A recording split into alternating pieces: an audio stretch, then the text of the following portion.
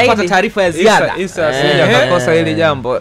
Kwenye kwingineko Kwenye swala la Faisal. Kwenye kwingineko kutoka kwenye chanzo cha kwingineko kina ripoti ya kwamba ndio swala la Yanga kurejea kwa Faisal ni baada ya Simba kuonyesha kwamba wanaelekea kumaliza hilo deal la kumchukua Faisal, kwamba huko majioni. Yes. Sasa ipo hivi Yanga wameenda kwa Faisal wakimwahidi kumjengea nyumba kwenye kile kiwanja chake ambacho kipo Dodoma.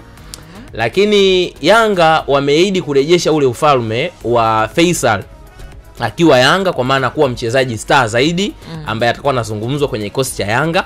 Lakini Yanga pia wameahidi kuchutama kwa kile ambacho kilitokea nyuma. Unajua kuna mambo mengi yaliendelea ambayo ni issue ya kifamilia. Siwezi nikaweka wazi zaidi. Kulikuwa na ile Yanga mara hivi Faisal akasema hiki sijui nini, mambo ya kifamilia mengi.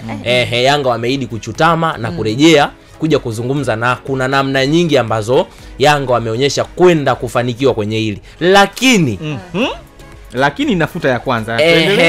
Haifuti. Lakini kuna taarifa ambazo zinasema familia ya Faisal ambaye kuna mtu ambaye Faisal anamtegemea zaidi kwenye familia yake, anamsikiliza anamkatalia Faisal kurudi Jangwani.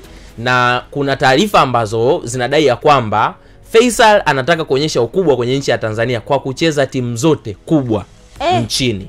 Kwa hiyo kuna mazingira ambayo yapo kwenye njia panda.